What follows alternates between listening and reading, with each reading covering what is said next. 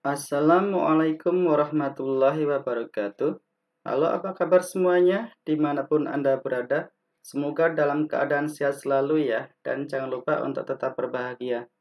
Di sini bersama dengan saya, Eko Sudaryanto, akan membahas materi mengelola dana kas kecil. Apa itu dana kas kecil atau yang disebut dengan petty cash? Langsung saja mari kita simak materinya. Pengertian dana kas kecil atau petty cash. Kas kecil adalah sejumlah uang tunai tertentu yang disediakan oleh perusahaan untuk pembayaran atau pengeluaran dalam jumlah kecil. Karakteristik dana kas kecil ada 4. Yang pertama, jumlahnya dibatasi, tidak boleh kurang dan tidak boleh lebih dari jumlah yang ditentukan perusahaan. 2. Dipergunakan untuk mendanai transaksi kecil yang sifatnya rutin setiap hari. 3. Disimpan di tempat khusus, baik itu kotak kecil atau petty cash box atau di dalam sebuah amplop. Yang keempat, ditangani atau dipegang oleh petugas keuangan di tingkat pemula atau junior kasir. Peralatan pengelolaan dana kas kecil. 1. Form dokumen atau dokumen kosong sebelum diisi. 2. Dokumen transaksi, dokumen rekaman, yaitu dokumen setelah diisi. 3. Peralatan tulis, seperti pensil, pulpen, penggaris. Yang keempat, alat hitung seperti kalkulator. Yang kelima, jurnal, buku catatan akuntansi. Yang keenam, buku kas kecil, yaitu buku rincian pengeluaran dana kas kecil. Dokumen dana kas kecil, yaitu yang pertama, bukti kas keluar, yaitu dokumen sebagai bukti pengeluaran dana kas kecil yang dikeluarkan oleh pemegang kas umum. Yang kedua, cek, yaitu dokumen pencairan dana kas kecil oleh pemegang kas kecil untuk dicairkan di bank. Yang ketiga, permintaan pengeluaran kas kecil, yaitu bagian pembayaran atau bagian pembelanjaan untuk melakukan permintaan penggunaan dana kas kecil. Yang keempat, bukti pengeluaran kas kecil, yaitu bukti dokumen pembelanjaan seperti nota transaksi, nota kontan. Yang kelima, permintaan pengisian kembali dana kas kecil, yaitu apabila dana kas kecil sudah mulai habis atau menipis, pemegang dana kas kecil harus membuat permohonan permintaan kembali kepada pemegang kas umum. Organisasi dana kas kecil. Yang pertama adalah bagian kas, yaitu bagian pemegang kas umum. Yang kedua, bagian akuntansi, yaitu bagian yang melakukan pembukuan ke dalam jurnal. Yang ketiga, bagian pemegang kas kecil, yaitu yang bertanggung jawab dalam pengelolaan dana kas kecil. Yang keempat, bagian yang memulakan pembayaran, yaitu bagian yang melakukan pembelanjaan. Yang kelima, bagian pemeriksaan, yaitu bagian yang akan selalu mengontrol, memeriksa jumlah uang yang dipegang oleh pemegang dana kas kecil. Tujuan kas kecil. Yang pertama, menangani masalah perlengkapan atau perbekalan kantor yang dialami oleh suatu bagian kantor.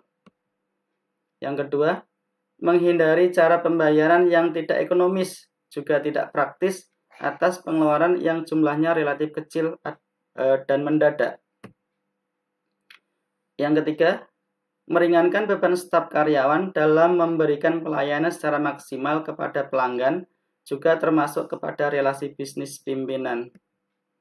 Yang keempat, mempercepat aktivitas atasan yang menggunakan dana secara mendadak dan juga tidak terencana sebelumnya. Sistem pencatatan dana kas kecil dibagi menjadi 2. Yang pertama adalah metode dana tetap atau disebut dengan istilah Impress Fund System. Metode dana tetap adalah metode pembukuan kas kecil di mana rekening kas kecil jumlahnya selalu tetap. Yang kedua, metode dana tidak tetap atau Fluctuation Fund System. Metode dana tidak tetap adalah suatu metode pengisian dan pengendalian kas kecil di mana jumlah kas kecil akan selalu berubah-ubah sesuai dengan kebutuhan. Berikut ini cara pencatatan jurnal kas kecil dalam metode dana tetap dan metode dana tidak tetap. Yang pertama, transaksi pembentukan dana kas kecil. Jurnal yang akan dibuat dalam dua metode jurnalnya sama, yaitu mendebet akun kas kecil, kreditnya kas. Yang kedua, pada saat terjadi pengeluaran dana kas kecil, pembayaran atau pemakaian, maka jurnalnya di sini berbeda. Dalam metode dana tetap tidak menjurnal, dalam metode dana tidak tetap dengan menjurnal debit berbagai beban kredit kas kecil. Yang ketiga, pada saat pengisian kembali. Jurnal yang dibuat berbeda antara dana tetap dan dana tidak tetap. Dalam dana tetap, jurnal yang dibuat dengan mendebet akun berbagai beban, kreditnya kas. Sementara dalam metode dana tidak tetap, debitnya kas kecil, kreditnya kas. Yang keempat, kas kecil dianggap terlalu kecil, sehingga dananya akan ditambah. Jurnalnya kedua metode sama, yaitu dengan mendebet akun kas kecil, kreditnya kas. Yang kelima, kas kecil dianggap terlalu besar, sehingga jumlahnya akan dikurangi. Jurnal yang akan dibuat dalam kedua metode sama juga, dengan mencatat debit kas, kreditnya kas kecil. Yang keenam, pada akhir periode muncul jurnal penyesuaian. Catatan antara metode dana tetap dan metode dana tidak tetap berbeda. Dalam metode dana tetap dengan menjurnal debitnya berbagai beban, kreditnya kas kecil. Dalam metode dana tidak tetap kosong, tidak dijurnal. Pada awal periode muncul jurnal pembalik. Dalam metode dana tetap akan membuat jurnal, debitnya kas kecil, kreditnya berbagai beban. Dalam metode dana tidak tetap kosong, tidak membuat jurnal pembalik. Untuk lebih jelasnya, mari kita simak contoh soal berikut ini. Contoh soal. CV Maju Sejahtera pada bulan Desember 2019 melaksanakan pengelolaan dana kas kecil dengan data sebagai berikut. Tanggal 1. Dibuka dana kas kecil Rp500.000. Tanggal 2. Membayar listrik Rp450.000. Tanggal 10. Membeli materai Rp24.000. Tanggal 15 diisi kembali dana kas kecil sebesar pengeluaran di atas, yaitu Rp474.000. Tanggal 16, dana kas kecil dianggap terlalu kecil dan dinaikkan dananya menjadi Rp1 juta. Tanggal 20, membeli perlengkapan Rp200.000. Tanggal 28, membayar konsumsi rapat Rp250.000. Tanggal 31, dana kas kecil dianggap terlalu besar, diturunkan Rp200.000. Dalam proses penyelesaian jurnal kas kecil, langsung kita buat berdampingan sebelah kiri dan sebelah kanan, biar kita bisa membandingkan di mana letak perbedaannya. Kita mulai dari yang pertama, tanggal 1, pembentukan dana kas kecil. Dalam dua metode, jurnalnya sama, yaitu dengan mendebet akun kas kecil Rp500.000 dan kredit kas Rp500.000. Tanggal 2, membayar listrik. Catatan antara dana tetap dan dana tidak tetap sudah mulai berbeda. Dalam metode dana tetap tidak menjurnal. Dalam metode dana tidak tetap menjurnal dengan mendebit akun beban listrik 450.000 dan kreditnya kas kecil 450.000. Tanggal 10, membeli materai. Di sini juga masuk kelompok pengeluaran, jurnalnya masih sama dengan tanggal 2. Dalam metode dana tetap tidak dijurnal. Dalam metode dana tidak tetap, jurnalnya debit beban materai, kreditnya kas kecil. Tanggal 15, pengisian kembali dana kas kecil. Dalam metode dana tetap, jurnalnya dengan mendebit akun berbagai beban. Yang pertama, beban listrik 450.000, beban materai 24.000, kreditnya kas 474.000. Dalam metode dana tidak tetap, jurnalnya dengan mendebit akun kas kecil Rp474.000 dan kreditnya kas Rp474.000. Tanggal 16, kas kecil dianggap terlalu kecil, dananya ditambah Rp500.000. Kedua metode ini jurnalnya sama, yaitu debit kas kecil, kreditnya kas sebesar Rp500.000. Tanggal 20, membeli perlengkapan. Pengeluaran dana kas kecil, dua metode ini berbeda pencatatannya. Dalam metode dana tetap tidak dijurnal. Dalam metode dana tetap mencatat dengan debit perlengkapan Rp200.000, kreditnya kas kecil Rp200.000. Tanggal 28 sama, ini adalah pengeluaran dana kas kecil, maka jurnalnya dalam metode dana tetap tidak dijurnal. Dalam metode dana tidak tetap, jurnalnya dengan mendebit akun beban konsumsi, kreditnya kas kecil Rp250.000. Tanggal 20, kas kecil dianggap terlalu besar dan jumlahnya dikurangi. Dalam dua metode dana tetap dan dana tidak tetap, jurnalnya sama, yaitu dengan mendebit kas, kreditnya kas kecil Rp200.000. Tanggal 31, pada akhir periode muncul jurnal penyesuaian. Dalam metode dana tetap, dia akan mencatat jurnal penyesuaian dengan mendebit akun berbagai beban. Yang pertama adalah perlengkapan Rp200.000. Kemudian yang kedua, beban konsumsi Rp250.000, kreditnya kas kecil. Dalam metode dana tidak tetap, tidak membuat jurnal penyesuaian.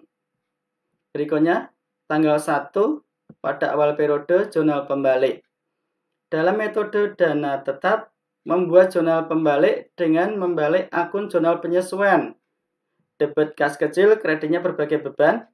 Yang pertama beban perlengkapan Rp200.000 dan yang kedua beban konsumsi Rp250.000. Dalam metode dana tidak tetap tidak membuat jurnal pembalik. Berikutnya membuat buku kas kecil. Buku kas kecil kita buat, yang pertama kita harus membuat judul, nama perusahaan, catatan buku kas kecil, dan periode pembukuan. Dari kolom pertama terisi tanggal, nomor bukti, keterangan, penerimaan, pengeluaran, dan akun yang didebit. Kita masukkan dari tanggal 1, yaitu pembukaan dana kas kecil masuk dalam kolom penerimaan, Rp500.000, kolom pengeluaran, dan berikutnya kosong. Tanggal 2, kita anggap dokumennya nomor 2, keterangannya membayar listrik, kolom penerimaan kosong, masuk ke kolom pengeluaran Rp450.000. Masuk akun yang didebit biaya listrik Rp450.000. Tanggal 10, materai, masuk kolom pengeluaran Rp24.000. Aku yang didebit biaya materai Rp24.000. Tanggal 15, pengisian kembali, masuk kolom penerimaan Rp474.000. Tanggal 16, penambahan dana masuk kolom penerimaan Rp500.000. Tanggal 20, pembelian perlengkapan masuk kolom pengeluaran dengan akun yang didebet perlengkapan Rp200.000. Tanggal 28, konsumsi rapat masuk kolom pengeluaran dengan akun yang didebet biaya konsumsi Rp250.000. Tanggal 31, penurunan dana masuk kolom pengeluaran Rp200.000. Jumlah penerimaan Rp1.474.000. Jumlah pengeluaran Rp1.124.000. Jumlah biaya listrik Rp450.000. Jumlah biaya serba-serbi Rp474.000. Berikutnya pemeriksaan saldo kas kecil. Dalam pemeriksaan saldo kas kecil, maka kita akan membuat berita acara perhitungan fisik dana kas kecil. Kita mulai dari membuat judul laporan, nama perusahaan, judul laporan, dan periode tanggal perhitungan fisik. Kemudian di bawahnya membuat catatan menurut catatan, yaitu terdiri dari saldo awal, ditambah dengan pengisian, ditambah dengan penambahan dana, kemudian dikurangi dengan pengeluaran, jumlah saldo tanggal 31, Rp350.000. Kemudian yang kedua kita bandingkan dengan perhitungan fisik saldo kas kecil, yaitu perhitungannya dengan menghitung uang kertas dari kelipatan yang paling besar, dari 100 ribuan 1 lembar, 50 ribuan 4 lembar, 20 ribuan 2 lembar. Jumlahnya Rp340.000. Kemudian yang kedua menghitung uang logam. Rp1.000 8 keping 8.000, Rp500 4 keping 2.000, jumlahnya 10.000. Di total perhitungan fisik jumlah kas adalah Rp350.000. Jumlah menurut catatan Rp350.000. Jadi jumlahnya sudah sama, tidak ada selisih. Berikutnya, apabila terjadi selisih saldo dana kas kecil dan saldo catatan, maka ada dua perlakuan dan ada dua catatan. Yang pertama, apabila terjadi selisih lebih, maka akan dicatat dengan menjurnal debit kas kecil, kreditnya adalah selisih kas kecil. Dan yang kedua, apabila terjadi selisih kurang, maka akan dicatat dalam jurnal debit selisih kas kecil, kreditnya kas kecil. Demikian materi tentang dana kas kecil atau petty cash. Semoga bermanfaat dan saya akhiri. Sekian dan terima kasih. Wassalamualaikum warahmatullahi wabarakatuh.